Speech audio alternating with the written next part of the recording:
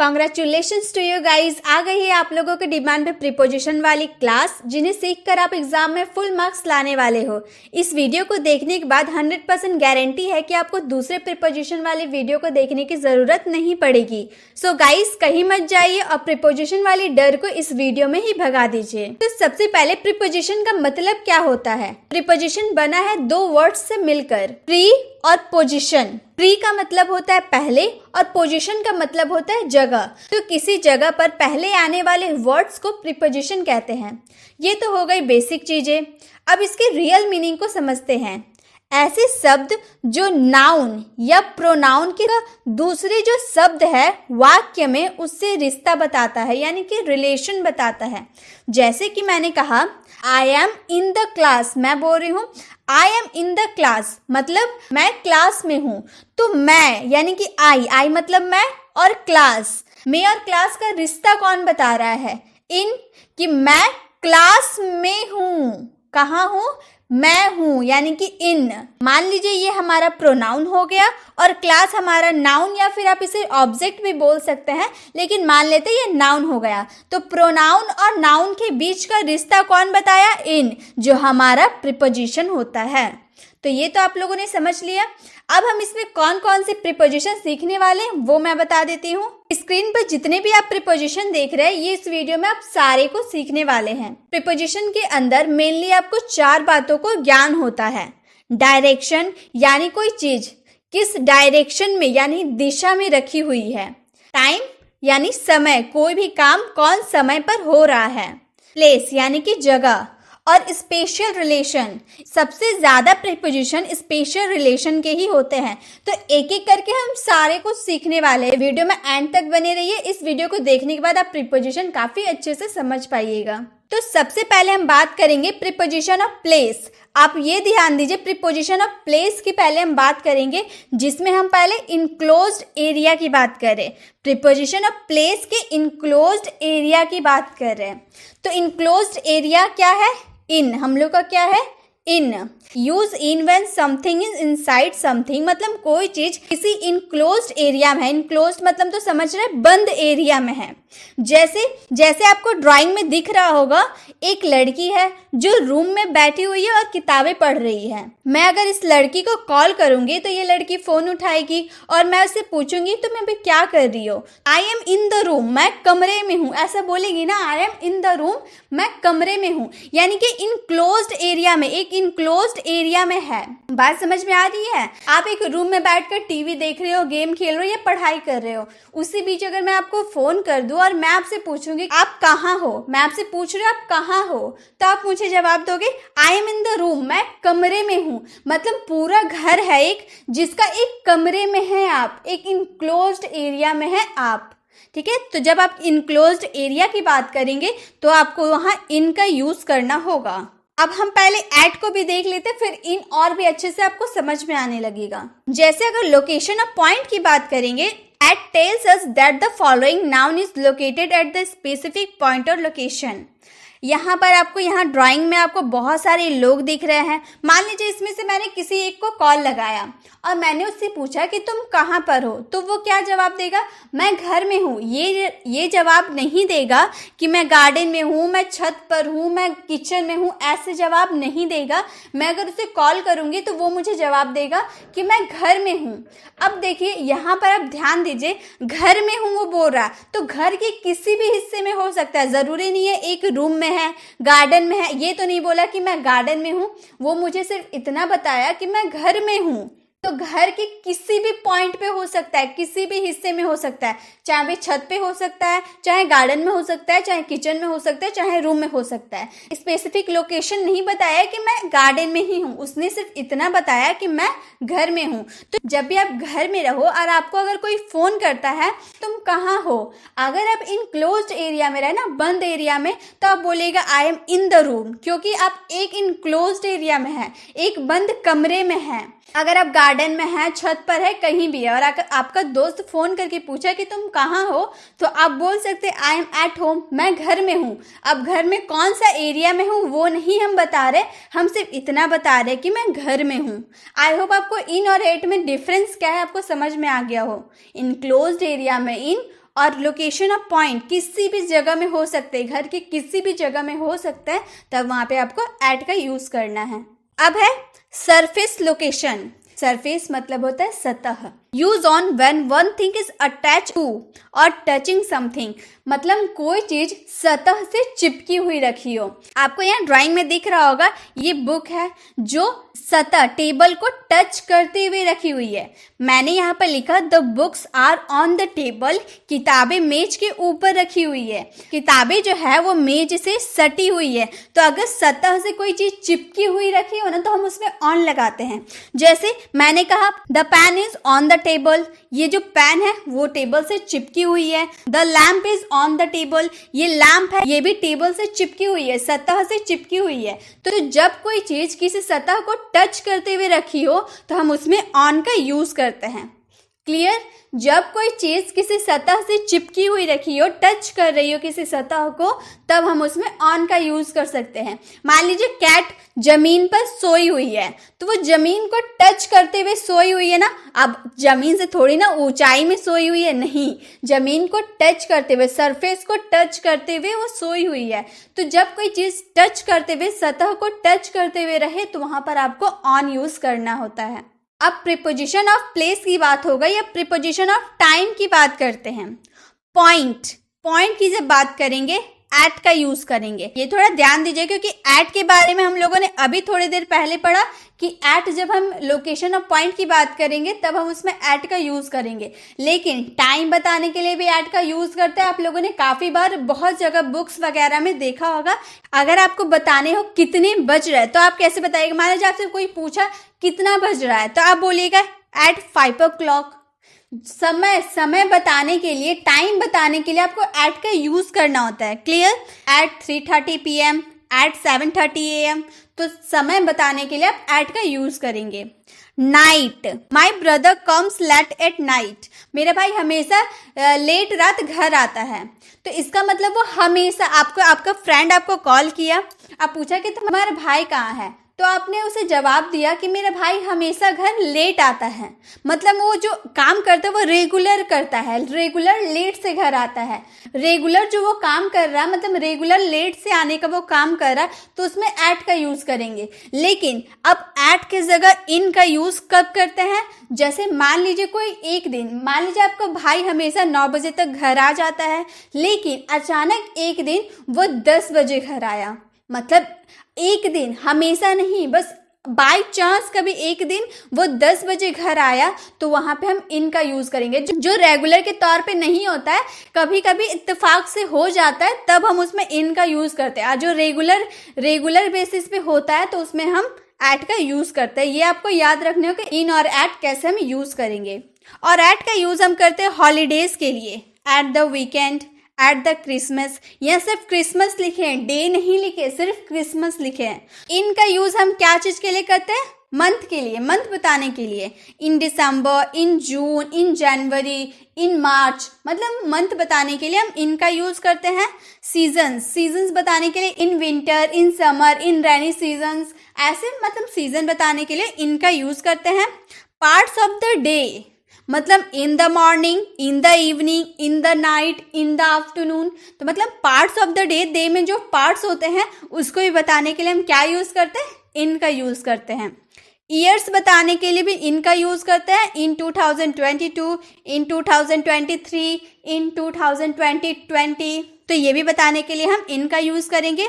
Decades यानी कि दशक बताने के लिए, इन 1990s, इन 2020s, तो ये दशक बताने के लिए भी हम इनका यूज करते हैं। सेंचुरीज बताने के लिए भी इनका यूज करते हैं, इन द 20th century। तो इस तरह से हम सेंचुरी बताने के लिए भी इनका यूज करते हैं। तो इनका यूज हम इसी चीज के लिए करते हैं। लोग जो इनक्लोज्ड एरिया में अगर आप हो तो इनका यूज आप करते हैं, तो वो तो करना ही है, साथ में इसके लिए भी हम इनका यूज करते हैं। अब है ऑन, पॉइंट के लिए ऑन का यूज करते हैं। जैसे आपको बोलना हो days of the week, on Monday, on Sunday, on Thursday, तो डेज ऑफ द वीक बताने के लिए मंडे ट्यूसडे अब बताते हैं ना, तो वो सब बताने के लिए भी हम क्या यूज करेंगे? ऑन का यूज करेंगे। डेट बताने के लिए भी हम ऑन का यूज करेंगे। On the 6th of June, particular days बताने के लिए on the birthday, on the Christmas day. अभी हम लोगों ने इन, ऑन और एट को देखा पॉइंट बताने के लिए, लेकिन थोड़ी एग्जाम्पल के थ्रू भी समझते हैं। जैसे अगर मैंने आपको बोला कि कितने बज रहे हैं, 7 o'clock, तो 7 o'clock अगर मुझे पूछना हो तो उसके आगे आपको क्या लगाना है, एट। मतलब टाइम अगर आपको किसी को बताना हो तो उसमें एट का लगाना जरूरी है। लेकिन अगर मैं आपसे पूछूं, अगर मैं बोलूं 15 अगस्त 1947 के आगे अगर क्या लगाना है, तो आप क्या बोलिएगा, ऑन। क्यों? क्योंकि यहाँ पर डेट दिया हुआ है। अब मैंने आपको बताया ना, डेट के लिए हम ऑन का यूज करेंगे। अगर मैं सिर्फ अगस्त बोलती तो उसमें इन का यूज आपको करना होता। मतलब पर्टिकुलर डेट की अगर बात करें तो ऑन का यूज करना है, अगर सिर्फ मंथ की बात करूं तो उसमें इन का यूज करना है। तो आपको कंफ्यूज नहीं होना है। अगर आपको किसी को टाइम बताना हो तो एट का यूज कीजिएगा, अगर डेट बतानी हो तो ऑन का यूज कीजिएगा, अगर मंथ बतानी हो तो उसमें इन का यूज कीजिएगा। क्लियर? ये प्रीपोजिशन ऑफ टाइम का पॉइंट के बारे में हम लोगों ने जान लिया। अब प्रीपोजिशन ऑफ टाइम का और एक पार्ट है एक्सटेंडेड। एक्सटेंडेड में क्या क्या आता है, ड्यूरिंग। ड्यूरिंग आपने काफी बार सुना होगा, ड्यूरिंग यानी कि के दौरान। During the summer vacation, summer vacation के दौरान, तो दौरान मतलब ड्यूरिंग।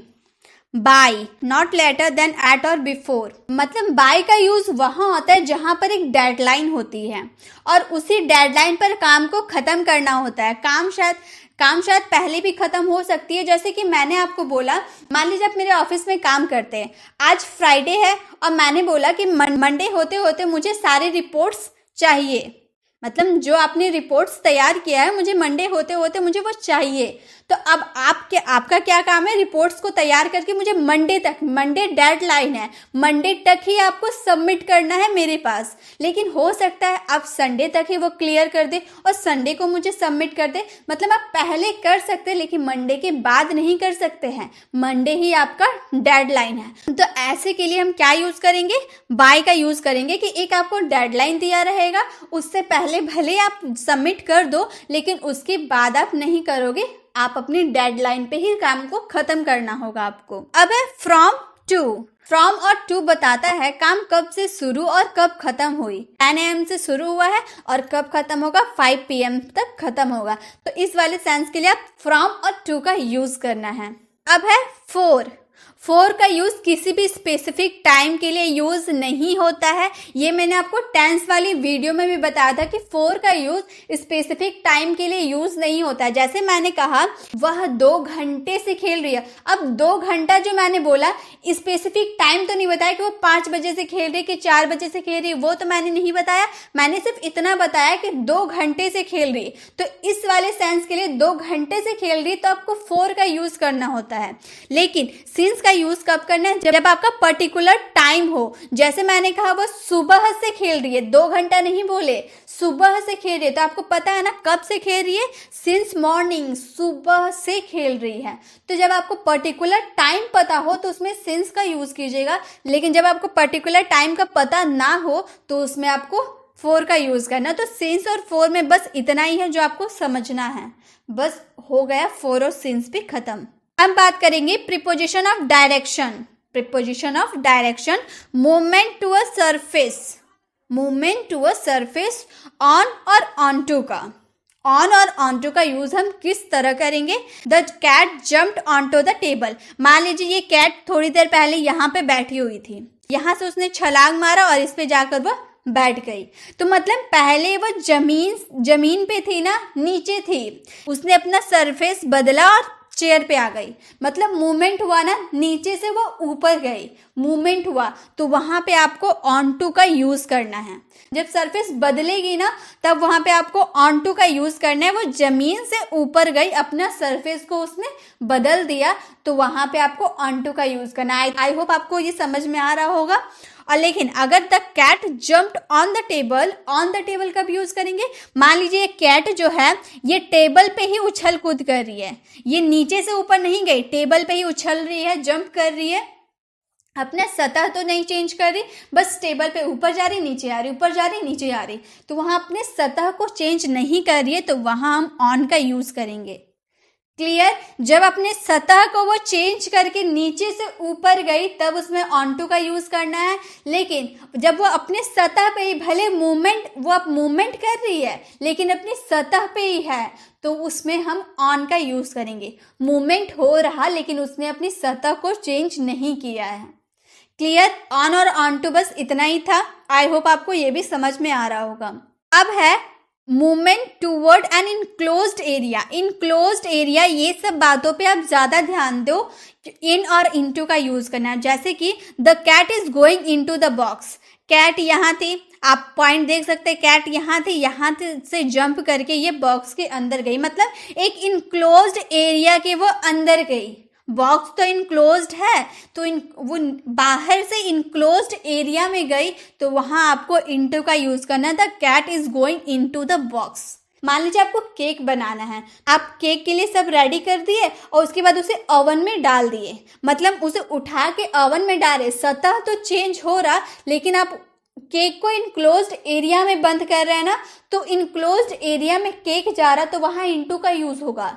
सतह भले चेंज हो रहा लेकिन वो जा रहा इनक्लोज्ड एरिया में। क्लियर। ऑन टू में जब देखे थे तो वो सतह चेंज हो रहा था लेकिन वो इनक्लोज्ड एरिया में नहीं था, वो खुला एरिया में था। लेकिन यहाँ पे हम लोग क्या देख रहे हैं, सतह, बिल्ली ने सतह चेंज किया, बाहर से अंदर गई लेकिन क्लोज्ड एरिया में गई, इसलिए हम लोगों ने इनटू का यूज किया। अब the cat is in the box. मान लीजिए कैट बॉक्स के अंदर गई और बॉक्स के अंदर गोल गोल घूम रही है, वो मूवमेंट कर रही है, बॉक्स का अंदर मूवमेंट कर रही है लेकिन वो अपना सतह को चेंज नहीं कर रही है, तो उसमें इन का यूज करना है। ऑन टू और इनटू में एक बार डिफरेंस बता देती हूँ। खुला एरिया में अगर आप नीचे से ऊपर जा रहे हो, सतह को चेंज कर रहे हो, तो उसमें आपको ऑन टू का यूज करना है। सतह चेंज करते हुए इनक्लोज्ड एरिया में जा रहे हो तो उसमें आपको इनटू का यूज करना है। क्लियर। बस इतना ही था। अगर आपको नहीं समझ में आ रहा आप फिर से इसे देख सकते हैं, क्योंकि गाइस अगर आप मेरी बात को ध्यान से सुन रहे हो तो आपको जरूर समझ में आ रहा होगा। मूवमेंट टूवर्ड डेस्टिनेशन, टू और टूवर्ड्स का यूज। जैसे I am going to Taj Mahal, मैं ताजमहल जा रहा हूं, मतलब आप यहां से गए और ताजमहल चले गए। ठीक है, आप ताजमहल ही जा रहे हैं। आपको अगर आपसे किसी ने पूछा कि आप कहाँ जा रहे हैं तो आप बोलेंगे ना मैं ताजमहल जा रहा हूँ, तो आप सिंपल बोलेंगे I am going to Taj Mahal. लेकिन अगर आपको ताजमहल नहीं जाना है, ताजमहल के आसपास बहुत बढ़िया रेस्टोरेंट है, आपको वहां जाना है, तो आप बोलिएगा आई am going towards the Taj Mahal. मतलब आप ताजमहल नहीं जा रहे लेकिन ताजमहल से होते हुए रेस्टोरेंट की तरफ जा रहे हैं, मतलब जो रेस्टोरेंट का रास्ता है ताजमहल से होते हुए जाता है। अगर आपको सिर्फ इतना बोलना हो कि मैं ताजमहल जा रहा हूं तो I am going to Taj Mahal बोलिएगा। लेकिन आपको बोलना कि मैं ताजमहल की ओर से रेस्टोरेंट जा रहा हूँ, मतलब जो रेस्टोरेंट का रूट है ताजमहल की ओर से ही जाता है, इसलिए हम लोग उसमें बोले आई am going towards the Taj Mahal. Clear. अब देखेंगे preposition of special relation. Limits की पहले बात कर लेते हैं, इसमें अलोंग और अराउंड का यूज होता है। अब हम अलोंग और अराउंड एक साथ सीखने वाले। जैसे ये आदमी आपको दिख रहा है, ये क्या कर रहा है, रोड का सीधे जा रहा।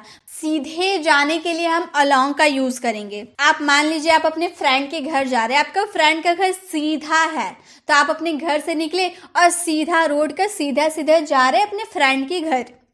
लेकिन अगर मैं बोलूं is walking around the road, ये आदमी सीधा तो जा रहा, मान लीजिए उसके बाद रास्ता खराब था, बहुत ही टूटा फूटा था, जाने लायक नहीं था, तो वो आदमी क्या करेगा, घूम कर जाएगा ना। तो घूम कर जाने के लिए ही अराउंड का यूज करेंगे। आप अपने फ्रेंड के घर जा रहे हैं, बीच रास्ता में कार एक्सीडेंट हो गया, कार एक्सीडेंट हुआ है तो सीधे सीधे घुस के तो नहीं जाओगे, आप घूम कर ही वहां से घूम कर ही जाओगे। तो घूम कर जाने के लिए ही अराउंड का यूज करेंगे। सीधे जाने के लिए हम अलोंग का यूज करेंगे और घूम फिर कर जाने के लिए अराउंड का यूज करेंगे। क्लियर। अब है रिलेटिव पोजीशन। अबव का यूज, जैसे मैंने कहा the clock is above the table, यहाँ जो क्लॉक है ये टेबल के ऊपर रखी हुई है। अब मैंने बोला टेबल के ऊपर रखी हुई है, यानी कि ये थोड़ी है कि टेबल से टच करते हुए हो, नहीं। इसका मतलब अबव का यूज तब कीजिएगा जब कोई चीज सतह से दूर रखी हो, यहाँ टेबल है, ये इतना दूर में टेबल है, इससे इतना दूरी में क्लॉक है। जो हमारा घड़ी है बहुत दूर है, टेबल से दूरी पे है, तब वहाँ अबव का यूज़ करेंगे। मान लीजिए आप बैठे हुए, आपके सिर के ऊपर फैन है, मैंने बोला आपके सिर के ऊपर फैन है, तो इसका मतलब ये तो नहीं कि आप जो फैन है आपके सिर से चिपकी हुई है, नहीं, सिर से काफ़ी दूर है ना, तो उसमें हम अबव का यूज़ करेंगे। क्लियर? जो चीज़ सतह से चिपकी हुई नहीं हो, दूरी में हो, तो वहाँ आपको अबव का यूज़ करना है। इसी तरह से the clock is above the table, ये जो क्लॉक है ये टेबल से दूरी में है, तो इसी तरह से अबव का यूज़ करना है, जो सतह से चिपकी हुई ना हो तब आपको अबव का यूज़ करना है। अब है over, the dog jump over the fence, ये डॉग थोड़ी देर पहले यहाँ पे था, इसने कूद कर फेंस को पार किया। ये फेंस है, इसने यहाँ से जंप किया और इधर गया, तो ये ऊपर से गया ना, कूद कर ऊपर से गया, तो ओवर का यूज़ करेंगे। बीच में कोई पेड़ टूटकर गिरा हुआ है, तो आप क्या कीजिएगा, यहाँ दौड़ते दौड़ते आइएगा, फिर यहाँ जंप करके आइएगा ना। अब सीधा सीधा उसको सट करते हुए तो नहीं आइएगा, वहाँ से कूद कर आइएगा। Over, over the tree, over the tree, tree के ऊपर से आपको कूद कर आना है, तो उसी वाले सेंस में आपको ओवर का यूज़ करना होता है। अब है अंडर, ओवर को हम लोगों ने जान लिया, अब अंडर को जानते हैं। The cat is under the box, जो बिल्ली है बॉक्स के अंदर है, यानी कि ये जो बॉक्स है ये बिल्ली उसके अंदर घुसकर बैठी हुई है, इनक्लोज्ड एरिया में वो छुपकर बैठी हुई है। तो जब कोई चीज़ अंदर रहेगी, यहाँ पे कैट है, बॉल हो सकता है, बैट हो सकता है, जो बॉक्स के अंदर रखी हुई है, अंदर में है, तो वहाँ पे आपको क्या यूज़ करना है, अंडर का यूज़ करना। अब है below, below, the box is below the cat. अब इसमें क्या समझे, बॉक्स है, ये कैट है, तो कैसे समझेंगे? देखिए ये बॉक्स इतनी लेबल में है ना, लेबल की बात करें, कंपैरिजन की बात करें, ये लेबल इतनी लेबल है, इससे थोड़ी सी लेबल में बिल्ली है ना, मतलब बिलो द कैट, ये कैट से नीचे है बॉक्स, लेबल में नीचे है बॉक्स। मान लीजिए आप चेयर पे बैठे हैं, आपका भाई नीचे बैठा है, आप चेयर पे बैठे हैं, तो आप अपने भाई के लेबल्स के हिसाब से आप ऊंचे पे हैं, तो वहाँ बिलो का यूज़ करना है। जब कोई चीज़ लेबल में, कंपैरिजन में नीचे हो, तो वहाँ पे आपको बिलो का यूज़ करना है। क्लियर? अब है बिटवीन, अमंग, दोनों बहुत इजी है। The red box is between green and yellow box, ये जो रेड बॉक्स है ये किसके बीच में है, ग्रीन बॉक्स और येलो बॉक्स के बीच में है। मैंने आपको कॉल किया और बोले तुम कहाँ हो, आप बोलोगे मैं अपने दोनों भाई के बीच में हूँ, मतलब आपका दोनों भाई आपके बगल में बैठा हुआ है और आप उसके बीच में बैठे हुए हैं, तो आप दो व्यक्तियों के बीच में है ना, तो उसमें आपको बिटवीन का यूज़ करना है। ठीक है, दो व्यक्तियों के बीच, दो वस्तुओं के बीच की जो भी बात करें, जब दो के बीच में अगर आप हो तो उसमें बिटवीन का यूज़ करना है।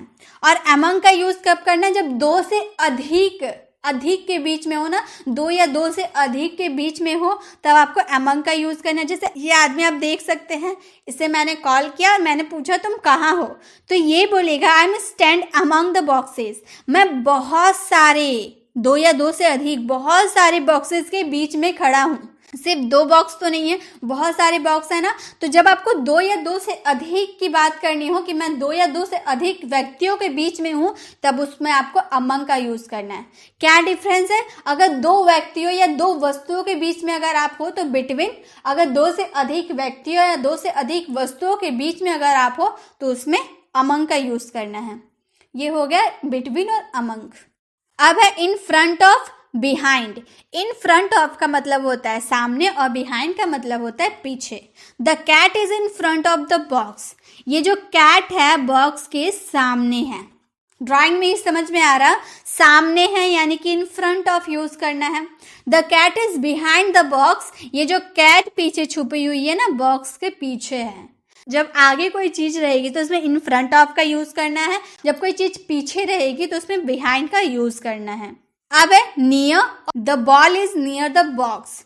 ये जो बॉल है ना, ये बॉक्स के पास में है, तो पास, कोई चीज पास में रहेगी ना तो उसमें हम नियर का यूज करेंगे। ठीक है, पास के लिए नियर का यूज करना है। और फार फ्रॉम यानी कि दूर है। The ball is far from the box, ये बॉक्स से जो बॉल है ना दूरी में है।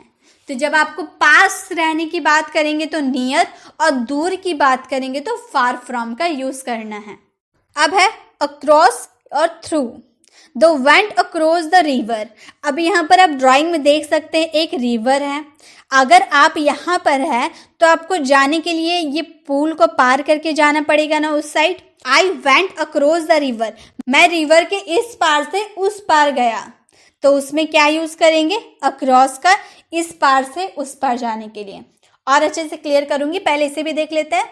The ball went through the window. मान लीजिए यहाँ एक बॉल है, ये बॉल यहाँ बाहर से अंदर आ गई, खिड़की को तोड़ते हुए अंदर आ गई। बाहर बहुत सारे बच्चे क्रिकेट खेल रहे थे, किसी बच्चे ने जोर से बॉल मारा और सीधा विंडो को तोड़ते हुए बॉल इधर आके गिर गया रूम में। अब दोनों तो मैंने एक ही बोला, ये भी इस पार से उस पार गया, ये भी उस पार से इस पार गया, लेकिन दोनों में डिफरेंस क्या है, बहुत ही बड़ा डिफरेंस है। क्या डिफरेंस है, अगर आप खुले एरिया की बात करें ना, ये देखिए यहाँ पर खुला एरिया है, आसमान है, पेड़ पौधे, पूरा खुला एरिया है। तो जब आप खुला एरिया में इस पार से उस पार जाएंगे तो उसमें अक्रॉस का यूज करना है। और ये देख सकते हैं ये बंद एरिया है, ये एक रूम है, रूम में ये खिड़की था, ये बाहर बच्चा खेल रहा था, उसने बॉल मारा तो ये इनक्लोज्ड एरिया में आकर गिरा। मतलब बंद एरिया से इस पार से उस पार, ये बंद एरिया से गया, खुला एरिया नहीं है। खिड़की है तो खिड़की तो बंद एरिया हुआ, तो इनक्लोज्ड एरिया से आया, इस पार से उस पार गया, तो उसमें आपको थ्रू का यूज करना है। डिफरेंस समझ में आया। खुला एरिया की बात करेंगे तो अक्रॉस का यूज करेंगे, और बंद इनक्लोज्ड एरिया की बात करेंगे तो उसमें थ्रू का यूज करेंगे। अब है ऑफ, आउट ऑफ। दोनों का में क्या डिफरेंस है। The cat jump off the table. मान लीजिए एक कैट यहाँ पर बैठी तो है, लेकिन इसका मूड चेंज हो गया, अब इसको इस पे बैठने का मन नहीं कर रहा, इसको मन कर रहा कि उछल कर नीचे आ जाए। तो मान लीजिए इसने यहाँ से जंप किया और नीचे आ गई, ऊपर से ये नीचे आ गई, तो उसी में हम लोग को ऑफ का यूज करना है। ये खुला एरिया है, टेबल जो रूम बहुत बड़ा है, पूरा खुला एरिया है, खुला एरिया से ऊपर से नीचे ये जंप कर गई। क्लियर, इसमें ऑफ का यूज करना। लेकिन अगर आप बोले the cat is coming out of the box, ये बॉक्स के अंदर बैठी थी बहुत शांति से, लेकिन अब इसको मन नहीं कर रहा बैठने का, इसने यहाँ से जंप किया और बाहर आ गई। दोनों का मतलब यही है, जंप कर रहा, लेकिन दोनों में डिफरेंस क्या है, ये खुला एरिया में था और ये बॉक्स के अंदर थी, इनक्लोज्ड एरिया से बाहर आ रही, ये खुला एरिया से बाहर आ रहा। दोनों में यही डिफरेंस है। अगर आपको खुला एरिया में अगर ऊपर से नीचे आना हो तो ऑफ का यूज करना है, अगर इनक्लोज्ड एरिया में आपको अंदर से बाहर आना है तो आपको उसमें आउट ऑफ का यूज करना है। अब है अप और डाउन। अप डाउन आपको समझ में आ रहा होगा। गोइंग अप द स्टेयर्स, ये देखिए ये दोनों सीढ़ी के ऊपर जा रहा है, मतलब ऊपर जा रहा है अप, गोइंग अप ऊपर जा रहा है। गोइंग डाउन द स्टेयर्स, ये सीढ़ियों से नीचे आ रहा है। अब इसने ऊपर गया, ऊपर जो इसने छत वगैरह जो देख लिया, उसके बाद इसका मन नहीं कर रहा ऊपर रहने का, इसलिए ये लोग नीचे आ गया। तो अब डाउन, द गोइंग डाउन, नीचे आ रहा है, तो ऊपर जाने के लिए अप, नीचे जाने के लिए डाउन। बस इतना ही था अप डाउन। तो गाइस इसी के साथ मैंने आपको सारे प्रीपोजिशन बता दिए एक ही वीडियो में। तो आप ही लोग की डिमांड पे मैं ये वीडियो लेकर आई थी गाइस। आई होप आपको पसंद आई होगी। अब आप एग्जाम में फुल मार्क्स ला सकते हैं। बहुत ही आसान था, बस आप मेरी जो बात मैंने बोला ना, जो आसान लैंग्वेज में समझाया ना, बस आप उसे ध्यान में रखिए। मैं नहीं बोल रही कि अप मतलब ऊपर होता है, डाउन मतलब नीचे होता है, हिंदी मीनिंग इसकी याद कर लो हो गया। नहीं, हिंदी मीनिंग बहुत जैसा एक होता है। इन का मतलब भी मैं होता है, एड का मतलब भी मैं होता है, लेकिन दोनों में डिफरेंस क्या होता है मैंने आपको बताया। तो इसीलिए डिफरेंस को पहचानिए, हिंदी पे मत जाइए। अगर आप हिंदी पे गए तो आप कभी नहीं पढ़ पाइएगा। इसीलिए जो मैंने जैसे समझाया आप उसी तरह से समझिए, आप एग्जाम में 100% फुल मार्क्स लाओगे ही। आप अब कमेंट में मुझे ज़रूर बताएं कि आपको ये वीडियो कैसी लगी। अगर आपको ये वीडियो अच्छी लगी तो मैं इसी तरह के प्रैक्टिस वाली क्लास जल्द ही लेकर आऊँगी, लेकिन आपको कमेंट में मुझे बताना होगा कि आपको वीडियो कैसी लगी। वीडियो अच्छी लगी तो वीडियो को लाइक ज़रूर करें। अगर आप चैनल पर नए हैं तो चैनल को सब्सक्राइब कर बेल आइकन ज़रूर क्लिक करें, ताकि जब भी मैं ऐसी वीडियो लाती रहूँ आप तक नोटिफिकेशन मिलती रहे। मिलते हैं नेक्स्ट वीडियो में, तब तक के लिए कीप लर्निंग।